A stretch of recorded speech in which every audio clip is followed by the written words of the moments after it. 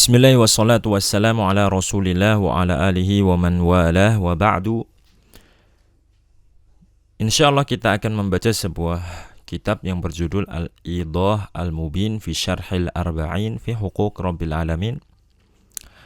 Buku ini adalah buku yang memberikan penjelasan tentang 40 hadis yang berkaitan dengan hak-hak Allah Subhanahu wa Ta'ala, atau khususnya tauhid uluhiyah atau tauhid al-ibadah. Baik, kita akan langsung masuk saja sehingga video kita tidak berdurasi panjang. Hadis yang pertama yang bisa kita lihat bersama adalah hadis Mu'adz.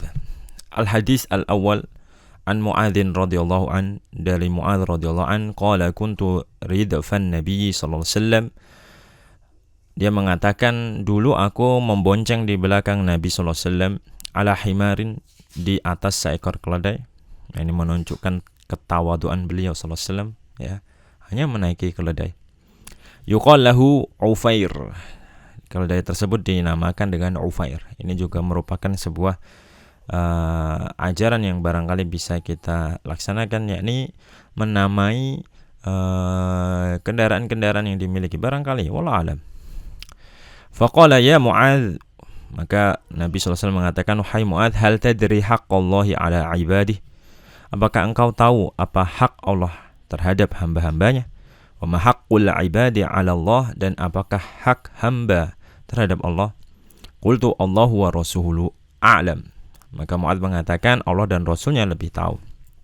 Qala fa inna haqqallahi 'alal 'ibad an ya'buduhu wa la yusyriku bihi syai'a. Sesungguhnya hak Allah terhadap hamba adalah agar hamba tersebut beribadah kepada Allah dan tidak berbuat syirik, menyekutukan Allah kepada sesuatu pun. Wa haqqal 'ibad 'ala Allah, dan haknya hamba terhadap Allah, an la yu'adziba man la yusyriku bihi syai'a, adalah agar Allah tidak mengadab orang yang tidak mempersekutukan Allah dengan sesuatu pun. Faqultu, maka Mu'adz mengatakan, ya Rasulullah, afala ubasyiru bihin nas, apakah aku tidak kabarkan kabar gembira ini kepada manusia? Qala, Nabi SAW menjawab, la tubasyirhum fayattakilu, jangan beri kabar gembira mereka sehingga nanti khawatir mereka akan bertawakal, cuman bersandar pada perkara ini saja. Muttafaqun alaih. Al-kalam alal hadis min wujuh, pembahasan tentang hadis ini ada beberapa sisi. Al-wajhul awal fil hadis dalilun ala wujubi tauhidi rabbil alamin wa fihi fawaid. Poin yang pertama, hadis ini menunjukkan atas kewajiban mentauhidkan Rabbul Alamin, Allah. Ada faedah di sana. Al-ula at-tauhid lughatan wahhada al-waw wal ha wad dal. Tauhid secara bahasa berasal dari 3 kata, wawu, ha, dan dal. Aslun wahidun yadullu ala al-infirad. Sehingga kata wahada ini selalu menunjukkan makna tunggal, infirad, menyendiri.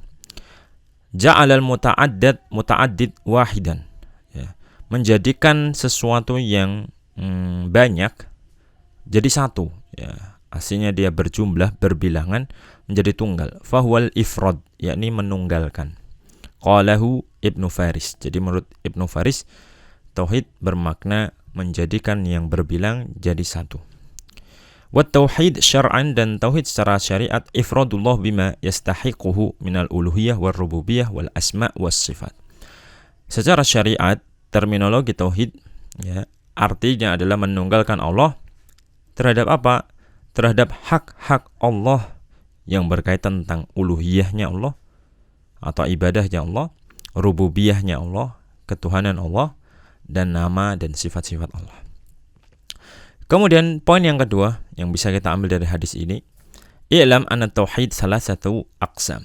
Tauhid itu terbagi menjadi 3. Dan ini berdasarkan ijtihad para ulama. Tauhid rububiyah, tauhid ilahiyah atau uluhiyah atau ibadah, wa tauhid as-sifat. Qalahu as-Safarini, dikatakan oleh Imam As-Safarini. Mungkin ada yang membagi menjadi 2, ya. Akan tapi jika esensi dari pembagian tersebut sama, maka tidaklah menjadi masalah. Pembagian ini dilakukan karena memang ada kebutuhan dan hajah, di mana ada penyimpangan-penyimpangan pada salah satu aspek tauhid itu saja. Sedangkan kita dituntut untuk menyempurnakan tauhid itu dalam setiap 3 aspek ini. Makanya muncul pembagian ini karena ada yang terjatuh pada tauhid as-sifat saja, atau dia terjatuh pada tauhid ilahiyah. Dia sudah mengakui tauhid rububiyah. Ya. Kemudian poin yang ketiga, tauhidur rububiyah huwa ifradullah bi af'alih. Maka tauhid uluhiyah ini, rububiyah, maksud saya menunggalkan Allah pada perbuatan-perbuatan Allah. Ini bukan poin ya, maksud saya ini masih sambungan dari faidah yang ketiga maksud saya. Wa tauhidul asma was sifat, sedangkan tauhid nama dan sifat Allah, isbatu ma asbatahu Allahu li nafsihi aw rasuluhu sallallahu alaihi wasallam min ghairi tahrif wala ta'til wala tamsil wala takyif. Tauhid asma sifat adalah menetapkan apa yang Allah tetapkan untuk dirinya atau yang Rasulnya sallallahu alaihi wasallam tetapkan tanpa mentahrif, merubah, wala ta'til, tidak menolak, wala tamsil, tidak memberikan permisalan, wala takyif, dan tidak membagaimanakan. Wa tauhidul uluhiyah huwa ifradullah bil ibadah. Sedangkan tauhid uluhiyah atau disebut ilahiyah atau disebut ibadah, ya, tauhidul ibadah adalah menunggalkan Allah dalam peribadatan-peribadatan. Wa yusamma tauhid al-ibadah, disebut juga tauhid ibadah. Bi'tibari wujubi mulazamati wasfil ubudiyah bi kulli ma'aniha lil 'abdi bi sifatihil mulazimati lahu min muqtadayatil ubudiyati lirububiyah bi ikhlasil ibadati lillahi ta'ala. Dengan dinamakan tauhid ibadah dengan tinjauan, ya, bahwasanya apa yang dilakukan itu senantiasa berkaitan atau beriringan atau senantiasa bisa disifati dengan sifat ini loh ibadah, ya. Dengan segala pemaknaan ungkapan perbuatan tersebut untuk hamba ini sedang beribadah, ini sedang beribadah gitu. Yang mana memang itu konsekuensi dari penghambaan, ya, seorang hamba kepada Allah Subhanahu wa taala, ya, dengan mengikhlaskan ibadah kepada Allah saja. Fawaid atau faidah yang keempat, dalilu dzalika huwa istiqra'ul Quran. Jadi dalil pembagian tauhid menjadi 3 adalah istiqra'. Apa itu istiqra'? Yani dia menghimpun semua dalil, menghimpun semua teks-teks, kemudian mengklasifikasinya, membuat generalisasi, dan muncul ternyata ada 3 klasifikasi di sana, yakni tauhid rububiyah, tauhid uluhiyah, dan tauhid asma was sifat. Faqad dalla ala anna tauhid yanqasimu ila salasati aqsamin kama qala al-allamah Muhammad al-Amin. Setelah istiqra', maka akan menunjukkan di sana bahwa tauhid terbagi menjadi 3 hal, sebagaimana ini telah dikatakan oleh al-allamah Muhammad al-Amin. Baik, Asy-Shinqiti rahimahullah. Fa tauhidullah fi rububiyatihi dzakarahu Allah azza wa jalla fi kitabin faqala ta'ala. Kalau kita mau lihat dalilnya, maka tauhid rububiyah ini Allah sebutkan di dalam Al-Qur'an. Allah Subhanahu wa taala katakan, wala in sa'altahum man khalaqahum la yaqulunna Allah. Jika engkau bertanya kepada mereka orang-orang kufar Quraisy, siapa yang menciptakan mereka, sungguh demi Allah mereka akan mengatakan Allah. Bisa kita lihat ternyata orang-orang kufar Quraisy sudah mengetahui bahwasanya Allah yang menciptakan mereka. Waqal, dan Allah Subhanahu wa taala katakan, qul man yarzuqukum minas sama'i wal ardi amman yamliku sam'a wal absara wa man yukhrijul hayya minal mayyiti wa yukhrijul mayyita minal hayyi wa man yudabbirul amr fasayaquluna Allah faqul afala tattaqun. Katakan, siapa yang memberikan rizki pada kalian ayuhal kufar, hai orang-orang kufar Quraisy, dari langit dan bumi. Siapakah yang memberikan kalian penglihatan, pendengaran, penglihatan? Siapa yang mengeluarkan kalian dari hidup, kemudian dari kematian, dan mengeluarkan kematian dari kemudian kehidupan? Mengeluarkan kematian dari kehidupan. Siapa yang mengatur segala urusan?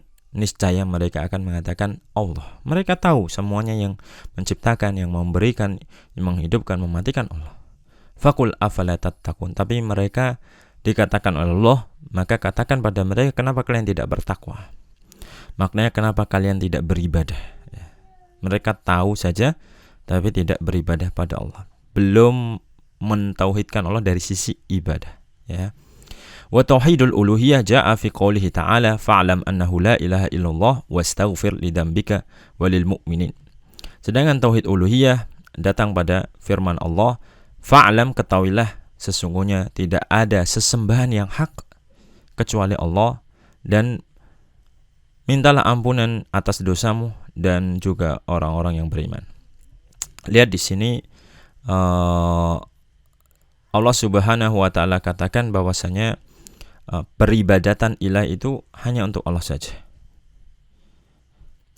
Wa qawluhu wa laqad ba'atsna fi kulli ummatin rasulan an i'budullah wa jatanibut taghut. Dan firman Allah, sungguh kami telah utus di setiap umat seorang rasul yang dia mengatakan sembahlah Allah saja, yakni ibadah kepada Allah saja, dan jauhilah taghut, sesembahan selain Allah. Sedangkan orang-orang kufar Quraisy, mereka mengetahui siapa pencipta mereka Allah, tapi mereka tidak melaksanakan ubudullah wajtanibut taghut, tidak melaksanakan beribadah kepada Allah dan menjauhi taghut. Wa qawluhu ma arsalna min qablika min rasulin illa nuhi ilaihi annahu la ilaha illa ana fa'budun. Dan tidaklah kami mengutus sebelum engkau wahai Muhammad satu rasul pun kecuali kami wahyukan kepadanya bahwasanya tidak ada sesembahan yang hak untuk diibadahi kecuali aku Allah, maka sembahlah aku. Wa tauhidul asma wa sifat kama qala ba'da qaulihi ta'ala.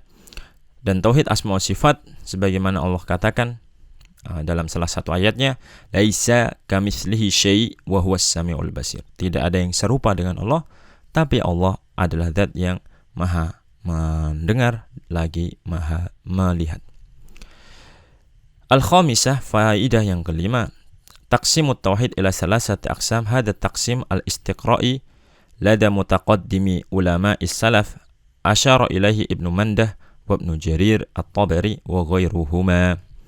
Pembagian tauhid tiga ini secara istiqra itu bukan hal yang baru di era sekarang, tapi ini sudah ada pada pendahulu-pendahulu ulama yang salaf, yang generasi yang pertama. Hal ini bisa kita lihat dalam isyarat yang ditunjukkan oleh Imam Ibnu Mandah, Imam Ibnu Jarir at-Tabari, dan yang selainnya, ya, dan yang selainnya. Baik. Wa qarrarahu Syekhul Islam Ibnu Taimiyah wa Ibnul Qayyim, dan juga ditetapkan oleh Syekhul Islam Ibnu Taimiyah dan Ibnul Qayyim. Wa qarrarahu Az-Zubaydi Az-Zabidi fi Tajil Arus wa Syekh Asy-Shinqiti fi Adwa'il Bayan fi akhirina rahimahullahu al-jami'. Dan juga ditetapkan oleh Imam Az-Zabidi, ya, dalam kitabnya Tajil Arus, kemudian Syekh Shinqiti dalam kitabnya Adwa'ul Bayan, di akhir-akhir mereka rahimahullah, semoga Allah merahmati mereka semua. Wa huwa istiqra'un tammun li nususis syara'. Itu adalah sebuah seleksi atau istiqra', apa ya? Istiqra' itu kayak kita baca keseluruhan kemudian kita dapat kesimpulan begitu, secara menyeluruh pada teks-teks syariat. Wa huwa muttaridun lada ahli kulli fan. Dan yang seperti ini sudah umum di setiap cabang ilmu atau setiap ahli ilmu, ya. Kama fi istiqra'in nuhah, sebagaimana istiqra' juga dilakukan oleh ahli nahwu, ya. Kalamul Arab ila ismin wa fi'lin wa harf. Seperti kita ketika belajar bahasa Arab, kita tahu kata di dalam bahasa Arab tidak mungkin lepas dari isim, fi'il, dan huruf. Dari mana? Istiqra', ya. Karena ketika di teliti semuanya ya, kalau nggak isim, nggak fi'il ya huruf. Maka sama tauhid juga, kalau nggak rububiyah, uluhiyah, asma wa sifat. Ya. Wal Arab, ya.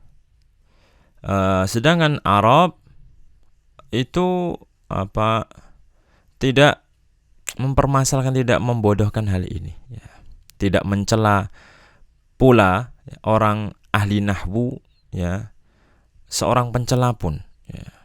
Jadi tidak ada yang mempermasalahkan masalah pembagian isim, fi'il, huruf. Ya. Maka wahakada min anwa'il istiqra. Begitu juga dengan istiqra yang lain. Jadi sebenarnya pembagian 3 ini tidak layak untuk dipermasalahkan, karena istiqra merupakan hal yang sudah sering dilakukan dan diterima. As-sadisatu al-iqraru bi tauhidir rububiyah faqat la yakfi fid duhul fil Islam. Bisa kita lihat ternyata pengakuan terhadap tauhid rububiyah, tahu bahwa Allah yang menciptakan saja, yakni yang cuman tahu bahwa Allah yang menciptakan, ya, tidak cukup untuk memasukkan seorang dalam Islam. Kita lihat orang-orang kufar Quraisy mengetahui bahwasanya yang menciptakan Allah. Ya, fa inna kuffara Quraisyin kanu muqirrina bi tauhidir rububiyah ila anna iqrarahum lam yakun tafsiliyan bal fil jumlah. Orang kufar Quraisy dahulu mengakui bahwasanya tauhid rububiyah itu ada, ya. Mereka menetapkan, ya, yang menciptakan siapa? Allah. Cuman penetapan mereka bukan penetapan yang terperinci, tapi secara umum mereka menetapkan, ya, secara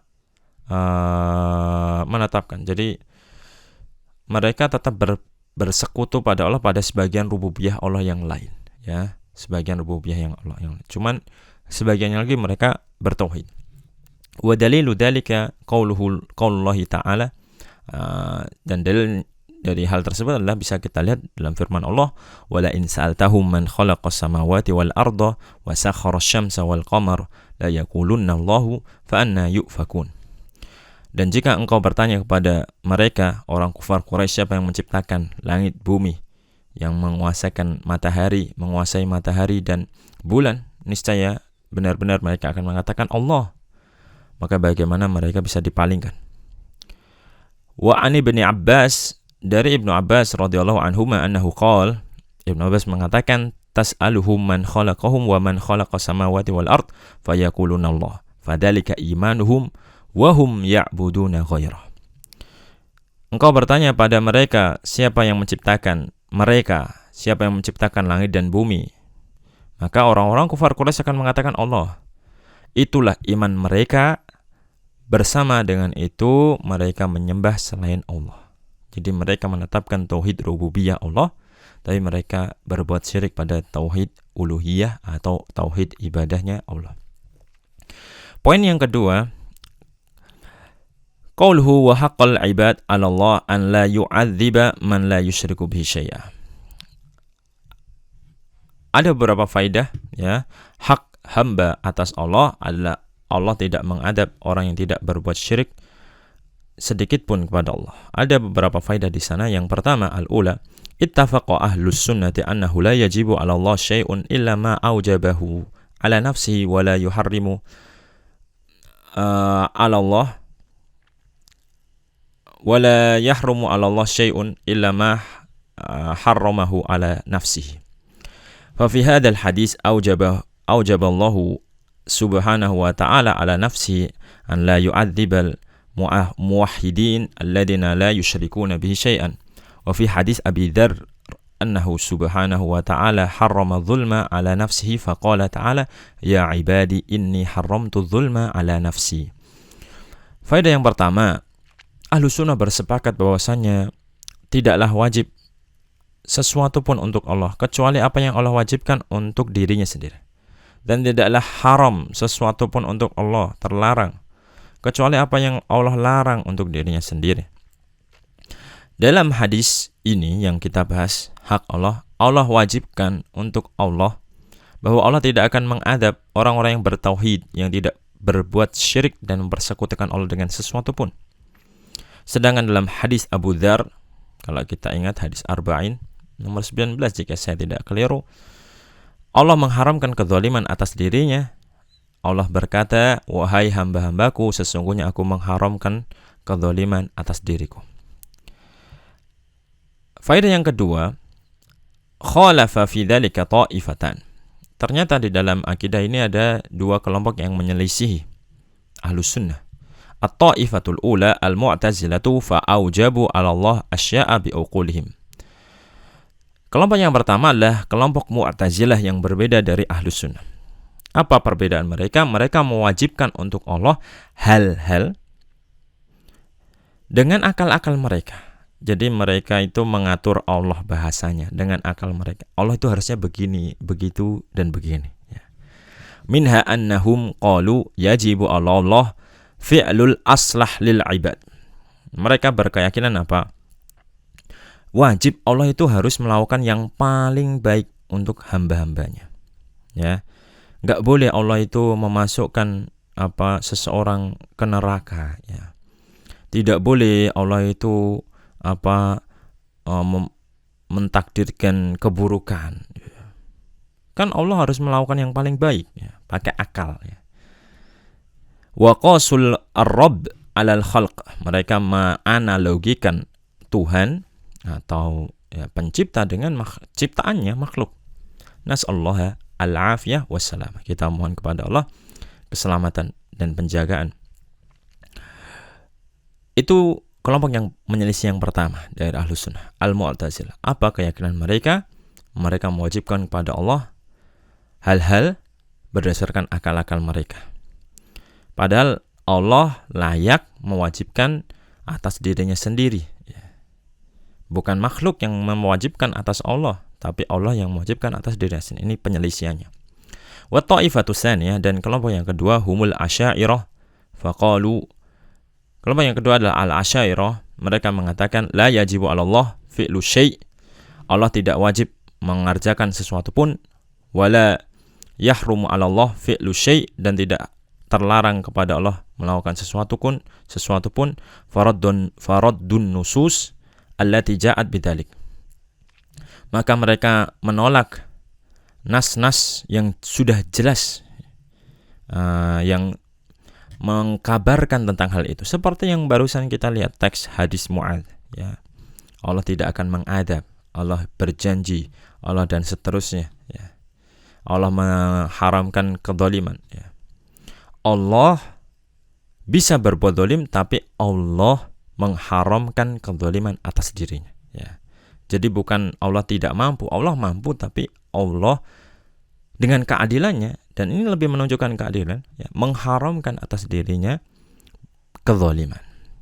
Wa as'adun nas bil hadis hum ahlus sunnah, dan manusia yang paling bahagia terhadap hadis ini adalah ahlus sunnah, li'annahum amilu bin nusus jami'iha, karena mereka mengamalkan seluruh hadis, seluruh teks hadis ataupun Al-Quran seluruhnya tanpa ada yang membuangnya atau menolaknya.